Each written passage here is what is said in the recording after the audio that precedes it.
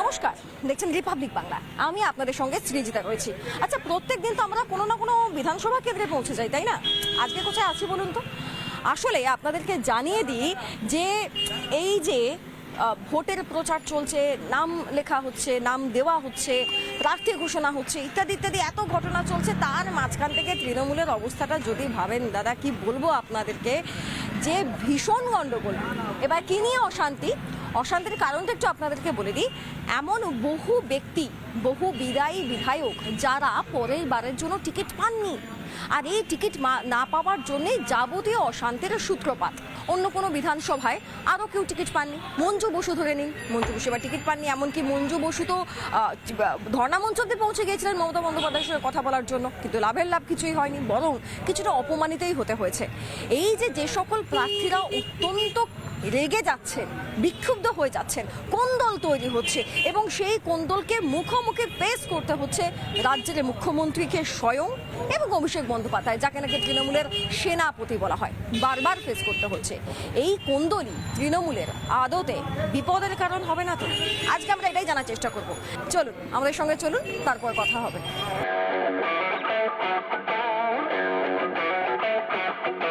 কথা বলতে বলতে আমরা চলে এসেছি কোথায়, দেখে নিন, আর সময় অপচয় করবো না। আজকে এই মুহূর্তে আমার সঙ্গে রয়েছেন সুনীল সিং। কিন্তু কি বলে বাকি পরিচয়টা দেবো সেটা আমি আজকে আলোচনা করে জানবো। আপনাকে রিপাবলিক বাংলায় স্বাগত দাদা। থ্যাংক ইউ, ধন্যবাদ। এবার বিষয়টা হচ্ছে যে টিকিটটা তো এবছর দেওয়া হলো না, তৃণাঙ্কুর দাঁড়াচ্ছে আপনার জায়গায়। কি মনে হচ্ছে, কি হবে? লড়াই দিতে পারবেন তৃণাঙ্কুর?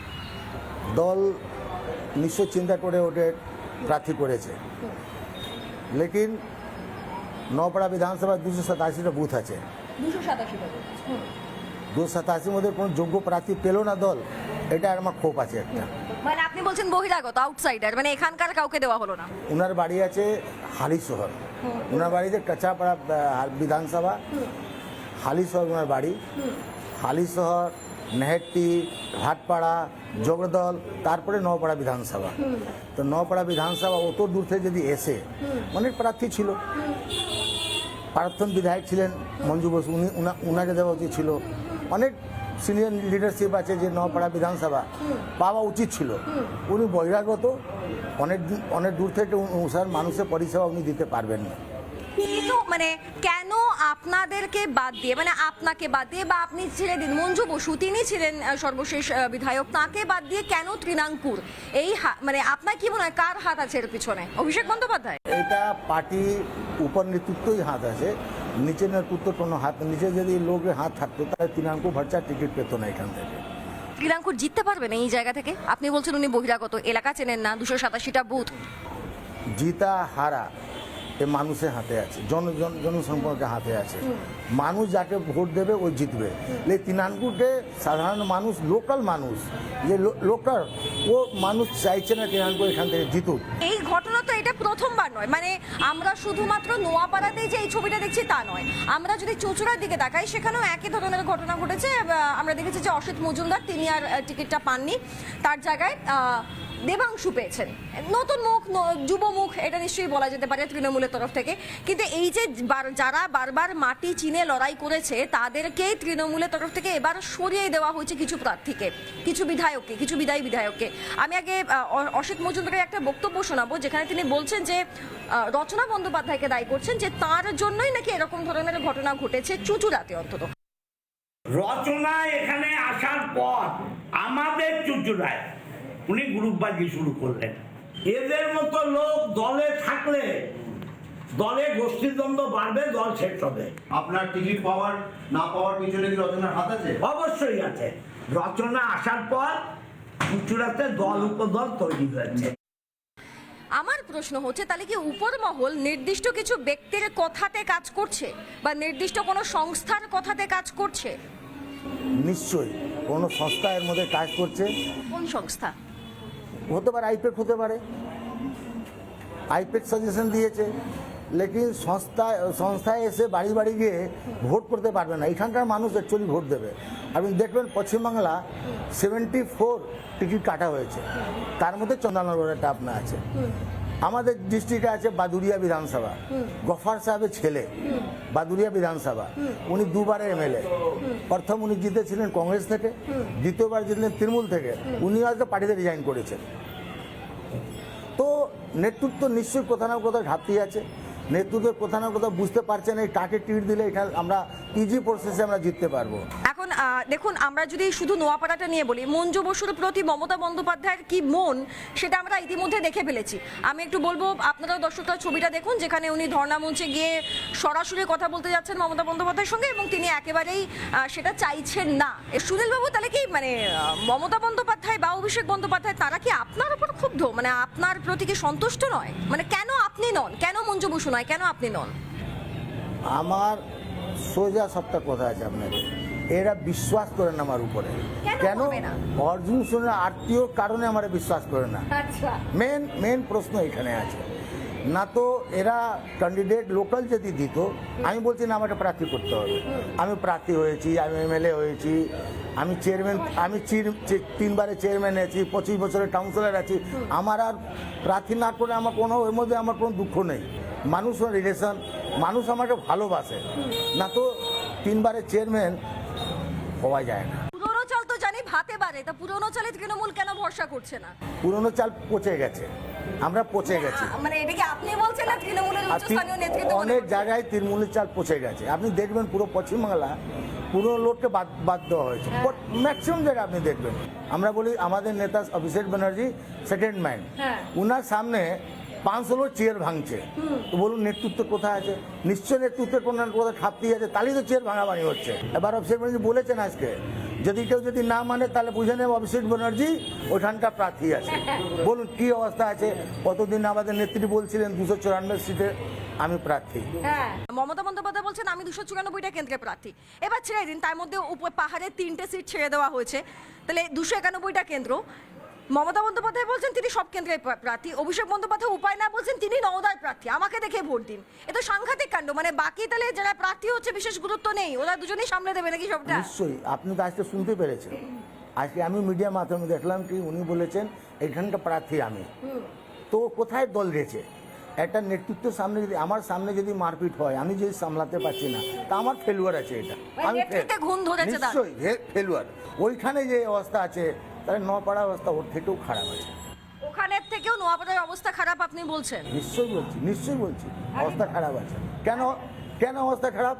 পাহাড়ির জন্য লড়াইটা কঠিন হয়ে যেতে পারে তৃণমূলের জন্য, এটা বলছেন সুনীল সিং।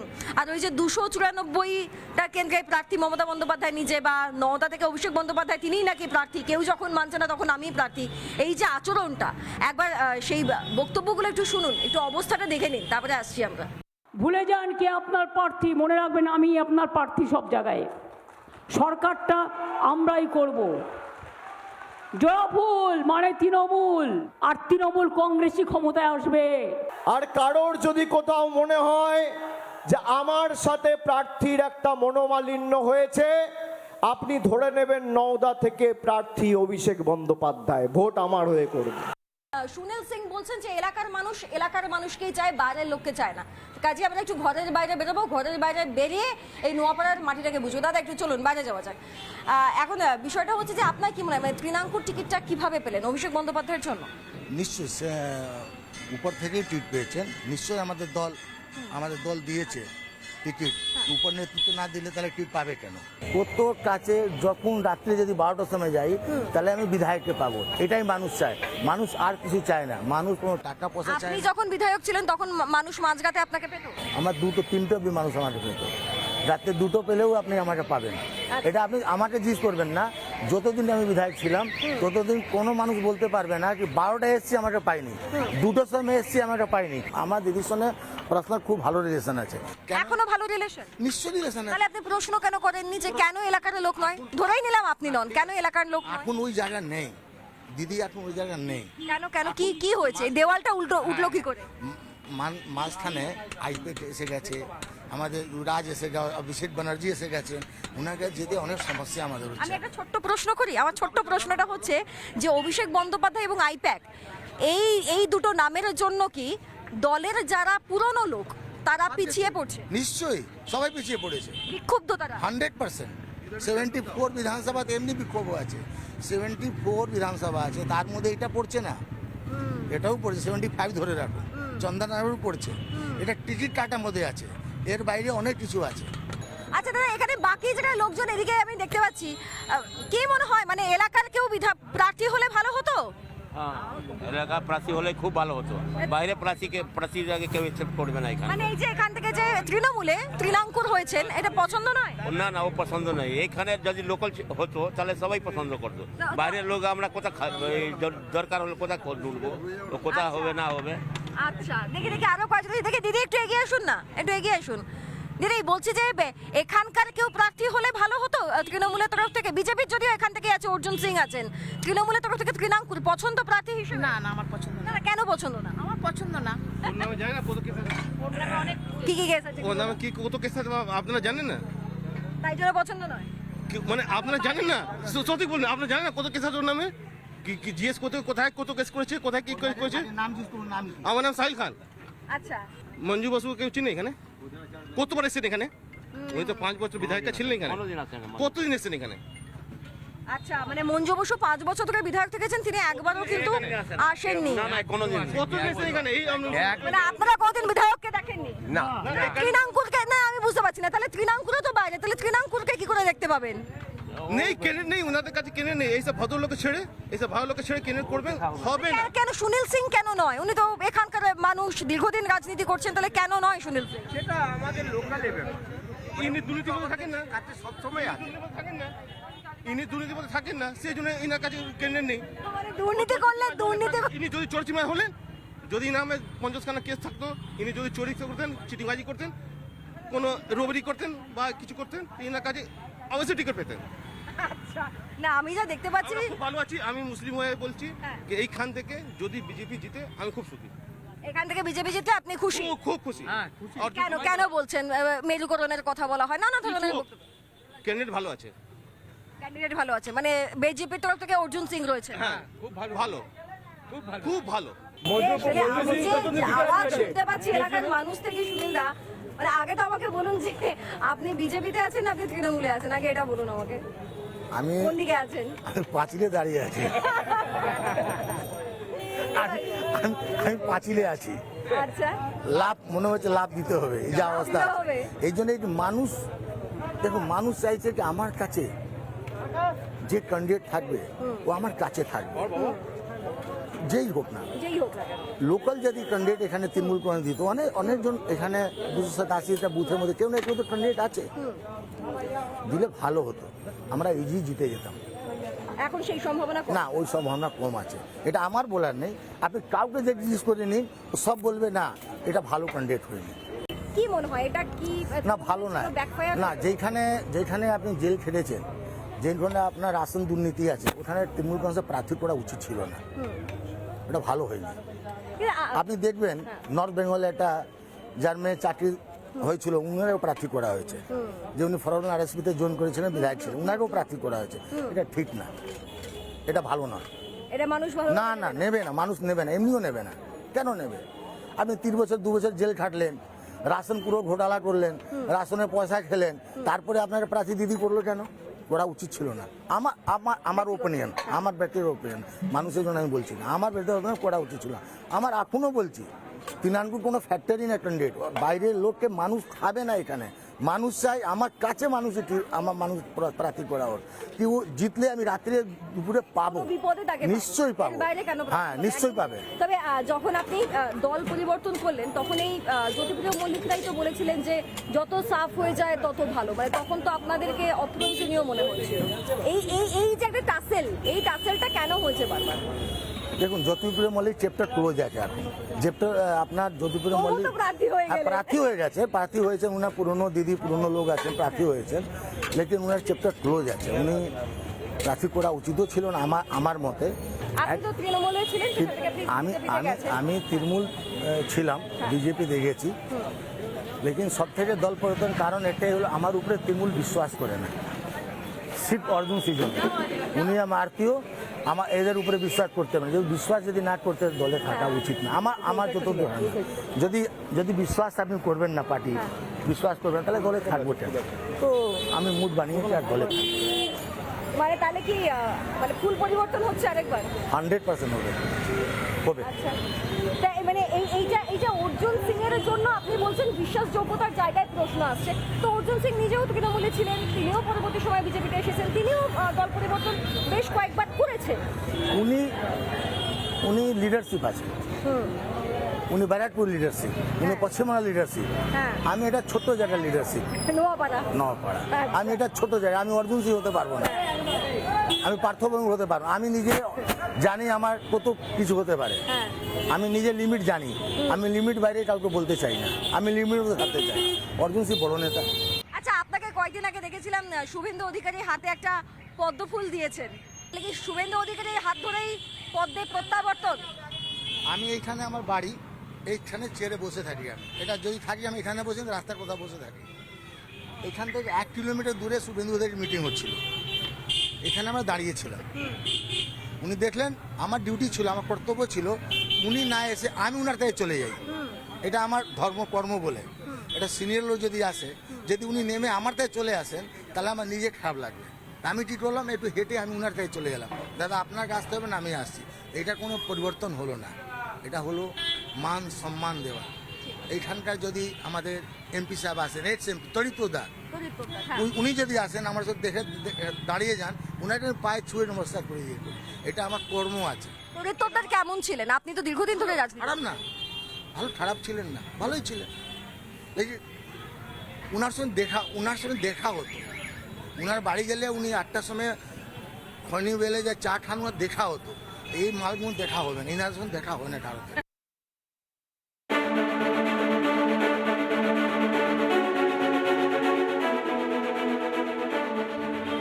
ফুচকা বানানো চলছে, ফুচকা খাচ্ছেন সুনীল সিং, আর ফুচকায় কামড় দিতে দিতে আমাকে খালি দুটো অপশনের মধ্যে একটা করে অপশন বলবেন।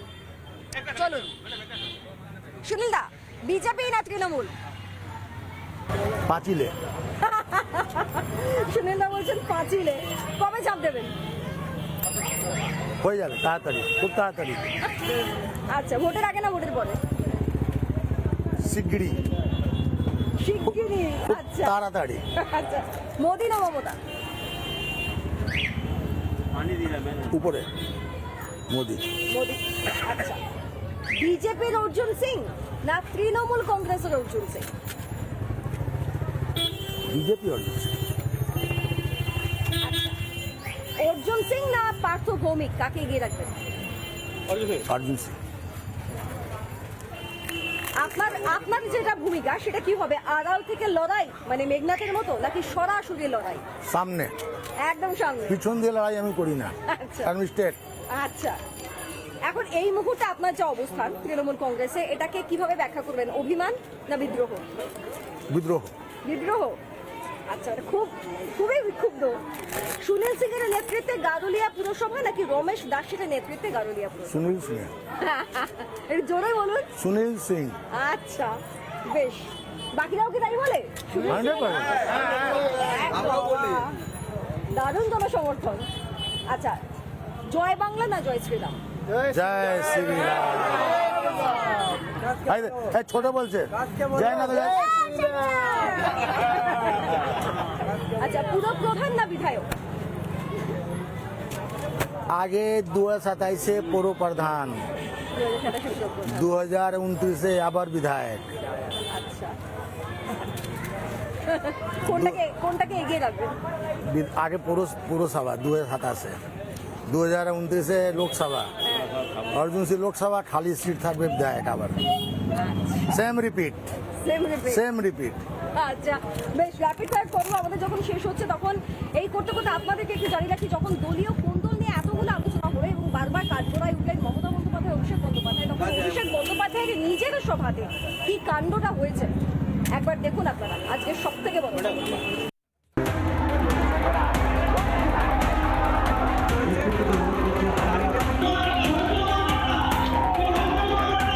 সবার উপর নজর আছে।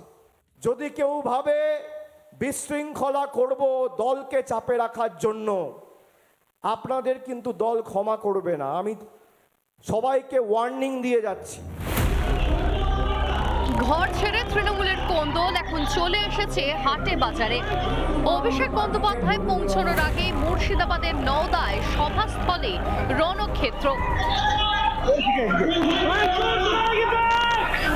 চেয়ার ছোড়াছুড়ি, ভাঙচুর, একে অপরকে মারতে ঝাঁপাচ্ছে তৃণমূলের কর্মীরাই। সভা মঞ্চ থেকে কোন্দল থামানোর জোর চেষ্টা জেলা নেতৃত্বের, কিন্তু এসবকে ঘোরায় কে আর? আসলে তৃণমূলের প্রার্থী ঘোষণার পর থেকেই ক্ষোভে ফুঁসছিল নওদা। এই কেন্দ্রে ফের শাহিনা মমতাজকে প্রার্থী করায় ক্ষোভের বিস্ফোরণ। আমি তো দায়িত্বে আছি, দাদা আমাকে সেটাই সুনিশ্চিত করেছে। নিশ্চয় আমি ভালো করছি, হয়তো তার মনে হয়েছে, তাই তিনি বলেছেন যে হাবিবি চালাবে। বিভিন্ন লোক বলতে গেলে আমি জানি না, আমাদের পাশের ব্লক যেহেতু প্রার্থী নিজেও ছিলেন, তার সাথে তার কিছু অনুগামী এসে থাকতে পারে। তৃণমূলকে শেষ করতে শাসক দলের নিজেদের কর্মীরাই যথেষ্ট। পরিস্থিতি হাতের বাইরে। বিলক্ষণ টের পেয়েছেন অভিষেক বন্দ্যোপাধ্যায়, তাই তো তড়ি ঘড়ি মাঠে নেমে পড়তে হলো তাকেও। আমার তো সবার উপর নজর আছে। যদি কেউ ভাবে বিশৃঙ্খলা করব দলকে চাপে রাখার জন্য, আপনাদের কিন্তু দল ক্ষমা করবে না। আমি সবাইকে ওয়ার্নিং দিয়ে যাচ্ছি। আর কারোর যদি কোথাও মনে হয় যে আমার সাথে প্রার্থীর একটা মনোমালিন্য হয়েছে, আপনি ধরে নেবেন নওদা থেকে প্রার্থী অভিষেক বন্দ্যোপাধ্যায়, ভোট আমার হয়ে করবে। তৃণমূলের কর্মীদের মধ্যে মারপিট নতুন কিছু নয়, কটাক্ষ বিজেপির। When a dog bites a man, that's not a news. When a man bites a dog, that's a news. তৃণমূলের ঘরেতে চেয়ার ছোড়াছুড়ি হয়েছে, বোমা ছোড়াছুড়ি হয়েছে, গুলি চলেছে, এগুলো কোনো খবর না, এগুলো তো নিউ নর্মাল, ওদের এটা নর্মাল। যদি অন্য কোনো দলেতে এরকম কিছু হয় তাহলে সেটা কিন্তু একটা খবর হবে যে একটা বিচ্যুতি হচ্ছে আপনাদের এখানে কেন হচ্ছে, ওটা ওদের ব্যাপার। নেতা আসার আগে চেয়ার ভাঙচুর হয় যে দলে, সেই দলকে সামলাবে কে? দল সামলাতে ডাহা ফেল তৃণমূলের শীর্ষ নেতৃত্ব। তারা রাজ্য সামলাবেন কিভাবে? বালির বাঁধের মতোই ভাঙছে সংগঠন। ঘর শত্রু বিভীষণ খুঁজতেই পাগল পাড়া তৃণমূল। শ্রীমন্ত দাসের রিপোর্ট, রিপাবলিক বাংলা, নওদা। আজকে দিনের শেষে এই পর্যন্তই। এরকমই কোনো না কোনো বিধানসভা কেন্দ্রে আমরা পৌঁছে যাব এবং সেখানকার রাজনৈতিক নেতারা কি বলছেন তাদের বক্তব্য আমরা আপনাদের সামনে তুলে ধরবো। আজকে এই পর্যন্তই। দেখতে থাকুন রিপাবলিক বাংলা। ক্যামেরায় মেরাজ আলী, সঞ্জনার সঙ্গে সৃজিতা বসু, রিপাবলিক বাংলা।